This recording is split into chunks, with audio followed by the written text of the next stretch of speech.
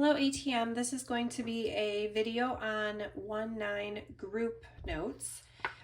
The section has a set of guided notes that hopefully the sub or my co-teacher passed out to you. The notes are going to start on page 122 in your textbook, and this should mirror the guided notes that you were given.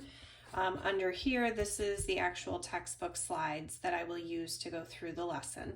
The majority of today's work you will do on your own, but I'm going to kind of guide you through and show you answers so that you know you're getting it right.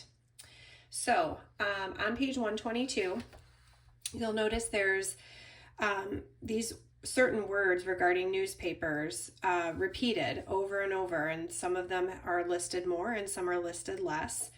By the way, we're skipping number 1 for the sake of time. I'm going to kind of jump around a little bit actually. Number 2 says build a categorical frequency distribution by writing in your categories and then putting tally marks in the second column as you count the number of individuals in each category. So on your guided notes, you want to list all the different categories that you see. Most of them are listed in that first section here. Okay, so there's 5 of them. And then you want to start tallying how many times you see each. Now, I'm not going to do this with you entirely. I'm just going to show you the first couple.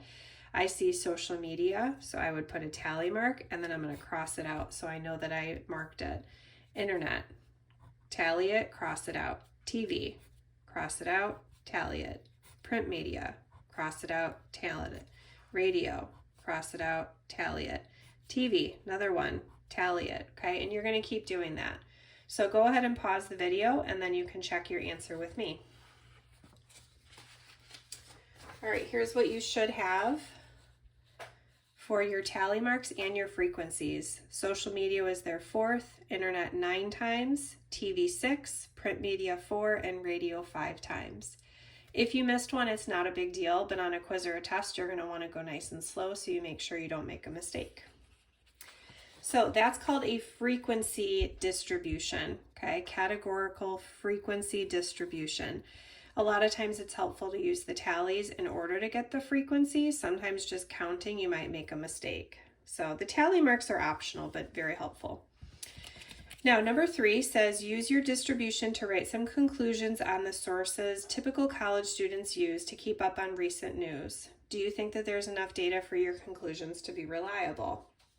So I want you to come up with sort of your own thoughts on that question. You'll notice number 3, however, is not on your guided notes. We kind of skip over that question. So that's just something to think about. So moving forward to question 4. As we saw in lesson 1.1, we can use a bar graph to illustrate categorical data. Below are 2 sets of axes that can be used to draw a bar graph illustrating the data in your frequency distribution. Draw a bar graph on each set of axes. So you might question, well, why are they having us do it twice? Well, look carefully on the Y scale. Here it goes from 0 to 10 and it goes by ones. Here it goes from 3 to 10 and it goes by ones. Okay, so I want you to draw a bar graph on each of them using the numbers from your frequency distribution. So I'll show you the first one. Since social media is at 4, okay, I would then draw a bar graph here going up to 4 for social media. Whether you shade it in or not is up to you. Over here, I would only go up to that first line and then I'd shade it in. Okay, so do the rest, pause the video, and then check your work. All right, here's what you should have. We've got 4, 4, 6, 9, and then 5. Here, 4, 4, 6, 9, and 5. Okay, you'll notice the bar graphs look pretty different though, and that brings us to number 5. Number 5 says, which bar graph would you use if you wanted to exaggerate the difference between the number of students who indicated print media compared to radio? Explain why that graph would be misleading. That's the key word here, okay? If you look at your bar graphs, this graph on the right makes it look like internet is so much more incredibly higher than social media and print media. okay? Really, it's just a difference of 9 to 4, okay? But this makes it look like such a huge difference, whereas here you can see, okay, yeah, it's about twice as big, but over here it does not look twice as big. So this graph on the right is extremely misleading. The question says, which bar graph would you use if you wanted to exaggerate the difference between the number of students? If you wanted to exaggerate, you'd use the graph on the right. But my question is, why would you ever want to do that? So kind of a weird question if you ask me, but it was important enough to show because some of you have done this on your quizzes. You've started at zero, or sorry, you've not started at 0 and you've started at whatever number is convenient for you. You don't ever want to do that because as you can see, it over exaggerates some of the data. Always start at 0, okay? All right, let's move on. We are going to skip number 6. Oh, actually, that brings me to a good point here. Underneath number 5, it says you can now complete Did You Get It numbers 2 and 3. So in your packets, let me grab my blank packet here. So this is your packet here. Right now you're up to this point, okay? If you go to page 3 in your packet, it looks like this, okay? You're going to be turning this in before you leave the classroom today. Make sure your name's at the top. You can now do numbers 2 and 3, the distribution and frequency chart, and a bar graph, okay, using the data on page 123. So this can be found on page 123. We've got a bunch of capital letters, okay? You're going to use all those capital letters to complete the Did You Get It on page 123. Okay, so pause the video, do that, and then we'll continue. Okay. The next question that we're going to do is question 7. Now we need this chart here. I don't have my textbook with me. You guys, all I have is these printed slides. So I'm not entirely sure of what page this is on, but the Did You Get It was just on page 123, so it's right after that. We need this table. We are going to skip number 6 though and jump to number 7. So I'm going to keep this table handy and we're going to look at number 7. All right, it says rather than using each individual data value as a separate category, we're going to divide the entire range of data values into evenly spaced portions. Note the classes we chose for dividing the data and complete a frequency distribution by tallying up the number of sites that fall into each class, okay? So notice they didn't want us to count how many times 5 shows up. Instead, they've created a class for us. They want to know how many numbers are between 5 and 14.9. How many numbers are between 15 and 24.9. So using this table, I'm not going to do the whole table with you. I'll just show you a couple. 6.6 is in that first category, so I would put a tally, cross it out. 9.8, same thing, cross it out. 12, same thing, cross it out. I'll do a couple more until I get to a different class. 14.4, still in that same category, cross it out. 6.5, now I don't know if I've mentioned this, hopefully everybody knows. After you get past 4 tally marks and you go to put your 5th one, it has to be diagonal. So that 6.5 is that 5th tally mark. All right, and then we get to 51.1, which will go in this last class. Okay, so I think you get the idea. Go ahead and pause the video, finish this table.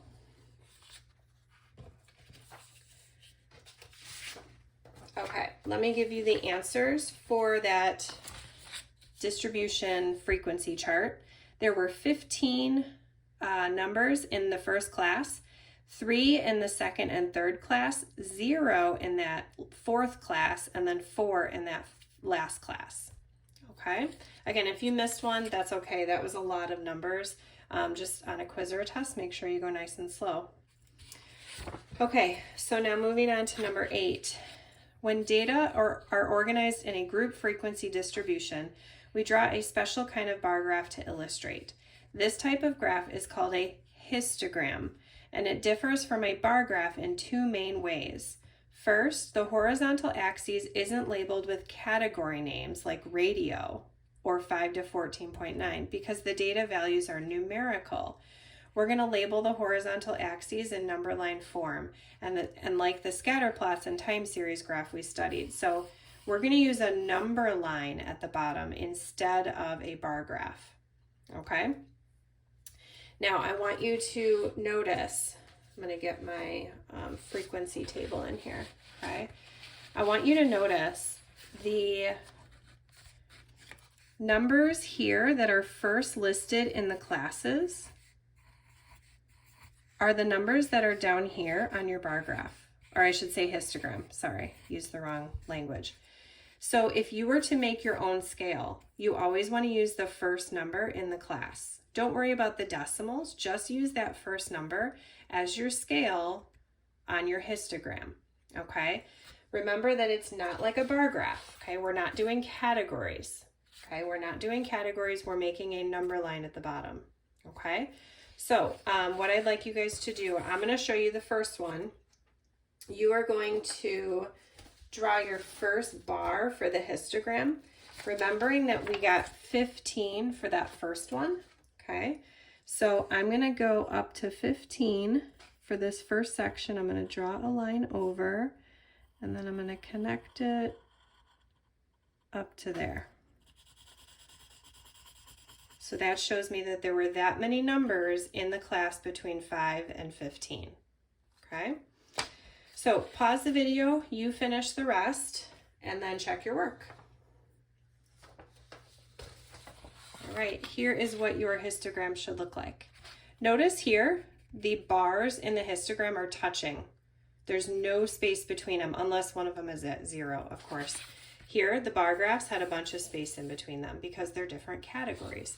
But here, because it's a number line, they should all touch. Okay? All right, now it says you can complete, did you get it, number 4? Okay? So go to that last page in your packet, and you're going to do that again all by yourself. It's on page 125. And the data, I believe I printed it. Here's the data. Okay, so this is on page 125. Go ahead and do that. Did you get it? Okay, let's continue here. I'm trying to make sure I don't get all my papers too unorganized. All right, the next part is we're going to look at a stem and leaf plot. We're going to need this chart, and again, you guys, I apologize, I don't have my textbook with me, so I'm not sure what page this chart is on.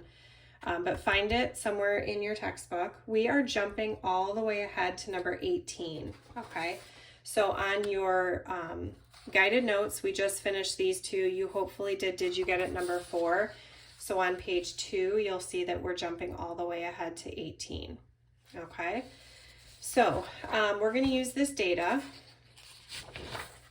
We're skipping all the way up to 18, okay? Number 18 says, go through the data values in the table and one by one write the second digit in each value under leaves next to the corresponding stem.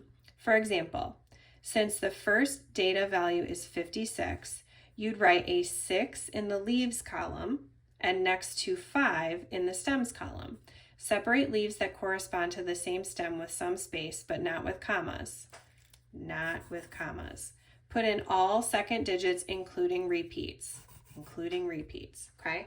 Now, I'm going to do this question entirely with you because you may have never seen a stem and leaf plot before, and that's okay. I just wanted to make sure everybody's okay with it. So here's how it works. What we first want to do is, well, we notice that they're all 2-digit numbers, okay? They've all got 2 digits. It doesn't look like there's any in the 40s. I'm kind of scamming. Oh, here's one. Here's one in the 40s. Okay, so 49 might be the lowest number. So if 49 is the lowest number, and in the directions it kind of told us how to do it, but look here, there's a key. It says, I'm going to write it a little bigger. 5, line 6 means 56. So that means that 5 is the stem and 6 is the leaf, okay? So follow along on your guided notes, okay? And we are gonna go ahead and list all of these numbers on a stem and leaf. In the corner of your, in fact, I'll do this on here. In the corner of your guided notes, notice this. It says put each stem and leaf row in order from least to greatest. That is super important. So make sure we're doing it from least to greatest. All right, so I noticed 49 is the lowest number. So I'm going to put a 4 for the stem and a 9 for the leaf. Okay, I'm going to cross it out now. Okay, now obviously we have a ton in the 50s. So I'm going to have a stem that's for the 50s. Okay, all my 50s are going to go there. I see a 51. In fact, I see a couple, but I don't think I see a 50, like 50. So I think we're good there. I notice I've got 1, 2, 3 51s. They all have to be listed 1, 1, 1. Now remember, in the textbook, where did that paper go? Here it is. In the textbook, it says, list them with some space, but no commas, okay? And include all repeats. So that's what we just did. No commas, just boom, boom, boom. So this is 51, 51, 51, okay? All right, let's keep going here. I definitely see a 52. 1, 2, 3. There's 3 52s. So this is gonna go 2, 2, 2, okay? Let's see, there should be, I'm looking at my key to help me. I've got 3 53s. 1, 2, 3. All right, and then let's see, 54. I think I only have one. There it is, 54. So just 1 4 there. There's no 55s, but my key is saying there's 2 56s. 1, 2. So 6, 6. And then there's 1 57 and 2 58s. 1, 2, 8, 8. And then 2 59s. So 9, 9. Okay, now we move on to 60s. Okay. I don't have any 60. I don't have any 61. But I do have a 62. It's right there, okay? I also have a 63 over here. I have 2 64s, one here, one here. And then I have 2 68s, 68, 68. Okay, there's one more number that I haven't used. It's all the way over here at 75, okay? 75, okay?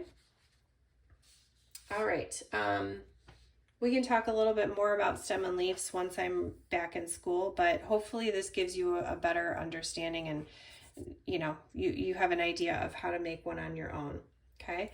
Now, number 20 says, write at least 3 observations you can make about the market penetration data from looking at your stem and leaf plot. So the nice thing about a stem and leaf is you can see that there's a huge amount of numbers in the 50s. Okay, whereas if we were just looking at the data set, we might not have been able to really see how many exactly, but by making a stem and leaf plot, we were able to see a lot. So I'm actually going to write that down. So all values are between 49%. So we're starting with 49%. And we end with 75%. So that's my first observation. All values are between 49% and 75%, with most being in the 50s. Okay. I might say as my third observation, because my first observation was that they were between these two numbers. Second observation was that they were mostly in the 50s. I could say the second most common was the 60s. And that's 3 observations, okay? All right, so now you can complete, did you get it, number 5, which is another stem and leaf. Okay, and you're going to be using the data on page 128. I think I printed that as well so that I could demonstrate it. This data here can be found on page 128, and you're going to make your own stem and leaf. Okay, what I want to mention here is that when you have 3 digits, so let's go back to our stem and leaf really quick. Maybe add this to your notes. What if we had to put 112 on the stem and leaf? What would that look like on the stem and leaf? Okay, well, 4, 5, 6, 7, that was all our tens digit, right? Our tens digit is technically the middle number for 112. So the 1 and the 1 would be our stem, like that. It would be 11, and then the 2 would be the leaf. Okay, so if you have a 3-digit number, the stem and leaf are split between the 2nd and 3rd digit. So that's what you're going to use when you're doing these 3-digit numbers. Okay? All right, that wraps up the 1-9 video.